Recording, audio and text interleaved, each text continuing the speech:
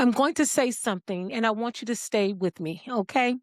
Don't dismiss it. Don't scroll past it. Don't say this doesn't apply to me. Just sit with it, okay? Everything you know, and I mean everything, was learned inside a version of the world that no longer exists.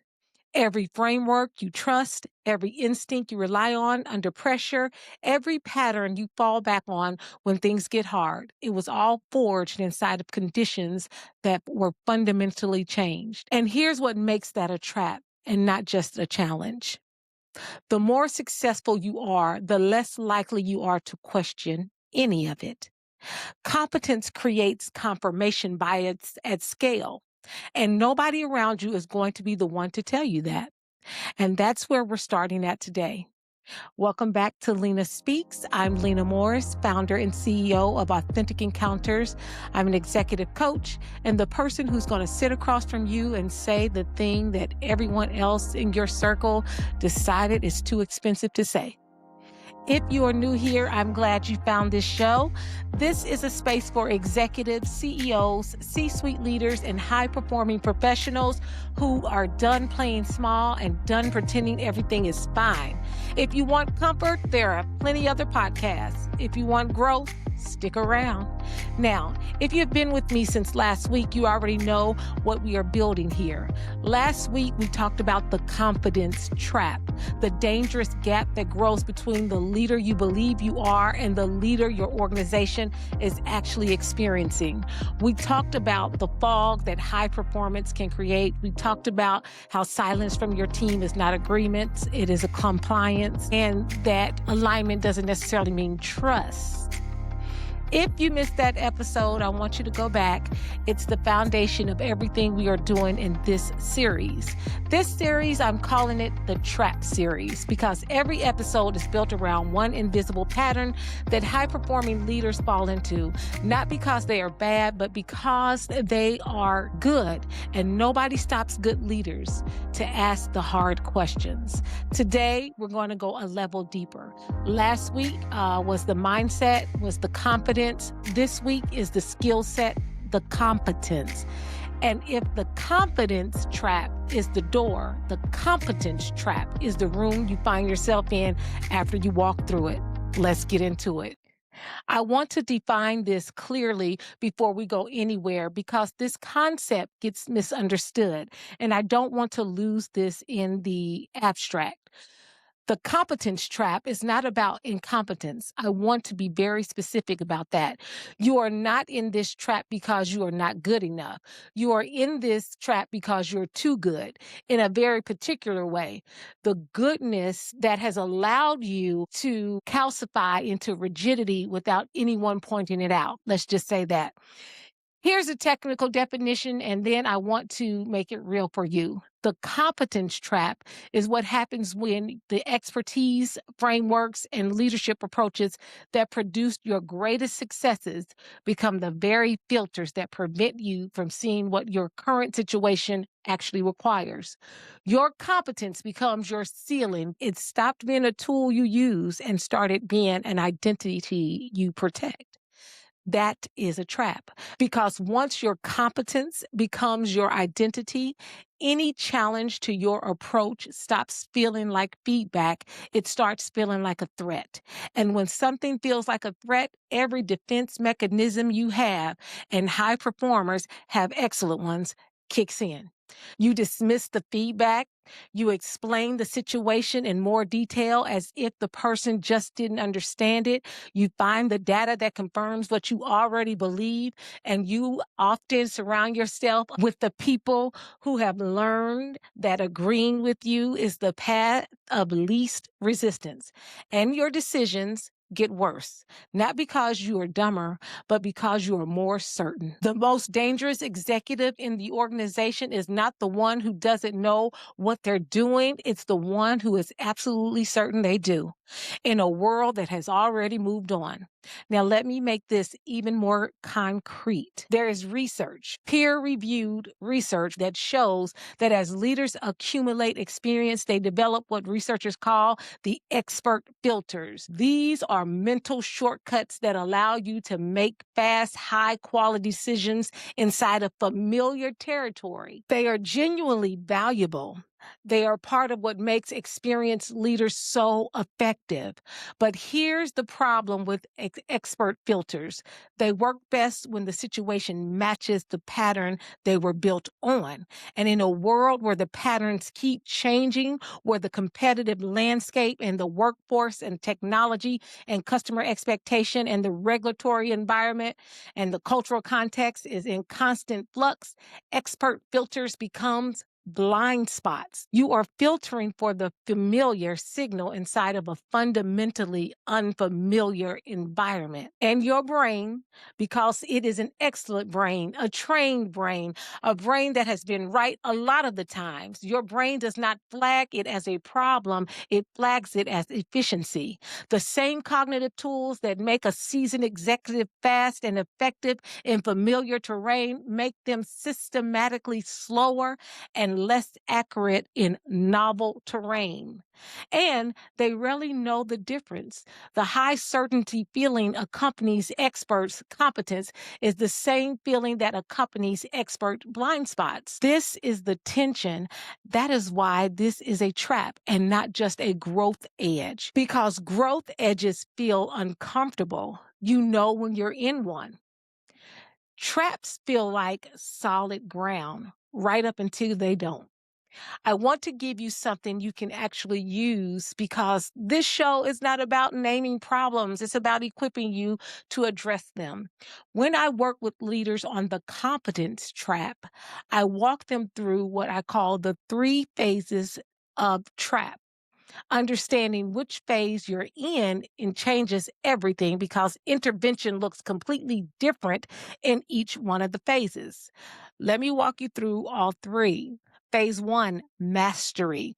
This is the phase where competence is earned. You're building expertise through real experience, real failure. Your confidence is proportional to your understanding. You are curious because you know how much you don't know. You ask good questions because you need the answers. This is the healthiest phase of a leader's development, and it's the one most leaders leave too soon without realizing it. Most leaders look back on this phase with nostalgia, even if it was hard, because in this phase, growth was visible. You could feel yourself getting better. Every challenge was a teacher. But success moves you out of this phase, whether you are ready for it or not. This leads us to phase 2, authority. This is the phase where competence becomes currency. People come to you for answers now, not questions. Your track record creates authority, and that authority creates pressure, often unspoken, to maintain that level of certainty that got you there. This is where expert filters form. This is where feedback loops start to narrow, not because people stop seeing problems, but because the organizational culture starts to shape itself around your preferences, around what gets rewarded, around what gets defended. Phase 2 looks like the peak. It often is. It is also where the trap begins to close. Most leaders live in phase 2 for years, sometimes decades. They are effective, they are respected, they are producing results. And the trap has been closing the whole time. And this leads us to phase 3, rigidity. This is the phase most leaders never name because naming it requires admitting it. In phase 3, competence has hardened into dogma. The frameworks that once worked as tools are now doctrine. Challenges feel like threats. Novelty feels like inefficiency. The people who disagree with you have either left, gone quiet, or learned to frame their disagreement in ways that do not actually challenge you. You are still producing results, but the margins are narrowing. The energy in the room has changed. People now don't bring questions to you, or they're shallow questions, not because they have gotten simpler, but because the deeper ones stop feeling safe to ask. Phase 3 is not where bad leaders end up. It's where leaders who never built infrastructure for honest feedback end up. This one here is very key. Now, here's the most important thing I want you to hear about these 3 phases. You cannot stop the progression by deciding to stay curious. Now, I know that sounds counterintuitive. Stay with me, good people. Deciding to stay curious is a mindset shift, and mindset shifts are real and they matter. But the competence trap is not just a mindset problem, it's a structural problem. It is built into the environment around you, into the incentives, the relationships, the feedback loops, the power dynamics, and your role. The leaders who escape phase 3 are those who never fully entered it in the first place because they are built differently. They created formal, regular, external, validated processes for understanding how they're being experienced as a leader. They build relationships outside of the organization, outside of payroll, where honesty is the only currency. They engage coaches and advisors, not when they are struggling, but while they are succeeding, precisely because success is where the blind spots are most invisible. They treat their own development the way they treat their organization's strategy, continuously with accountability.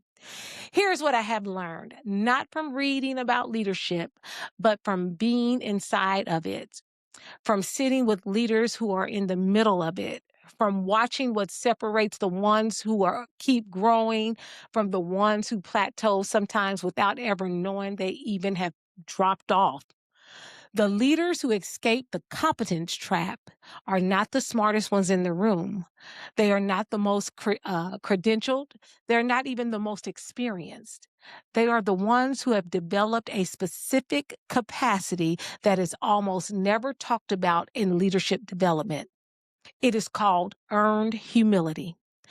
Humility is not performance of uncertainty that some leaders put on to seem approachable. It's not false modesty or self-deprecation that is designed to build likability.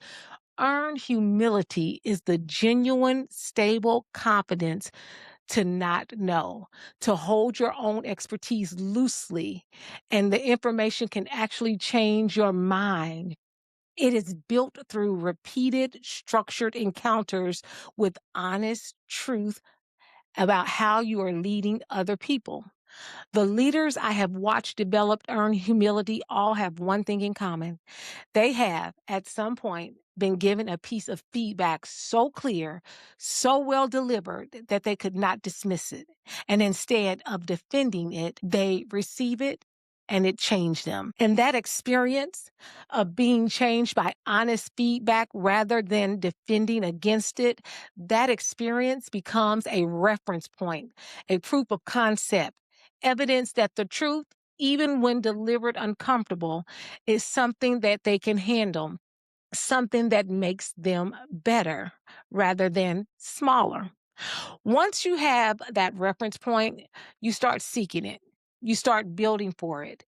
You hire a coach, not because you're struggling, but because you understand that unfiltered feedback is now a competitive advantage. The most effective leaders I know do not treat self-awareness as a soft skill. They treat it as a strategic asset and they invest in it accordingly. Here's what I want you to sit with. When was the last time a piece of feedback genuinely changed how you lead? Not feedback you agreed with because it confirmed what you already believed. Not feedback you accepted graciously in the room and then quietly discounted by the end of the week. Feedback that changed you. If you are struggling to answer that question, that is the answer. I want you to do something, and I want you to notice something actually that's happening right now. As you're listening or reading or re-listening, something has been measuring inside of you, measuring how much of this applies to you, mapping the phrases against your own story, feeling a kind of recognition that you may not fully want to name yet. That recognition is not weakness. That is intelligence. That is your leadership instinct doing exactly what it's supposed to do, identifying a pattern, assessing its relevance, beginning to formulate a response. And I want you to let yourself do that right now. Because here is what I know about the person who is still with me at this point in this conversation. You did not get to where you are by running from hard things. You did not build what you have built by protecting your comfort. You know how to do hard things. You've done them over and over. The promotions, the pivots, the difficult decisions that kept you up at night, the conversations you had when you would rather have stayed quiet, the bets you placed when the outcomes were not certain. You know how to do hard things. And this, the willingness to examine your own competence with the same rigor you apply to everything else, this is just another opportunity to do the hard thing. The leaders who grow the most in this next season are not the ones who learn the most new things. They are the ones who become willing to hold old things loosely. And here is a beautiful counterintuitive truth about that. Holding your expertise loosely does not make you less effective. It makes you more effective. Because the moment you stop needing to be the expert in the room, you become something rare and more powerful. You become the leader people actually want to bring their best thinking to. The one who creates enough safety that the room becomes smarter when you're in it. The one whose presence expands what is possible rather than narrowing the limits of what you already know. This is not a lesser version of a leader that you have been. It is the next version, the best version. And you are already becoming that right now in this moment. The only question is whether you're going to build the structure to accelerate it. Before we close, here's your reflection question for the week. I want you to take it seriously, write it down, give it more than 30 seconds, sit with it throughout the week. This week's reflection question. Think about it. Think about the last time someone in your organization, a direct report, a peer, a board member, challenged one of your core approaches or assumptions about how you lead. What did you feel in that moment? And what did you do with that feeling? Did you investigate it or did you explain it away? Right? And depending on how you answer that, describes which phase you're in. There's no judgment in those questions, just clarity. Every leader, every single one has defended when they should have listened, has explained when they should have asked, has optimized for the right to be right in the situation instead of remaining open. The goal is not perfection. The goal is, however, awareness, because awareness is the beginning of choice. And here's what I want to offer you. If this episode created something in you, a question, a discomfort, a recognition you haven't been able to name until now, I want you to do something with it. Don't push it down. Don't add it to a list of things you'll address at a later time when things slow down. We all know it's not slowing down. Okay? Take action. Do something with it now. We offer the Leadership 360 Insight Sprint. It's built precisely for this moment. It is a structured, confidential, rigorous process that shows you with data, with specificity, with the kind of honest clarity that's almost impossible to get on your own within your organization. Not what they tell you in the hallway, not the version of feedback that gets softened to protect the relationship, what they actually think, what they are actually experiencing, and where the gaps actually are. I have done this work with CEOs, with boards, with senior leadership teams across healthcare, electric cooperatives, nonprofits, and technology organizations. And I will tell you, most of them almost always says at the end of this process, I wish I would have done it sooner. They don't say that because what they learned was devastating, because usually it's not as bad as you think it is. There are some challenges. I won't deny that. But because having a clear, honest picture of how you are leading instead of the managed, filtered version you've been living with, that change gives you power, right?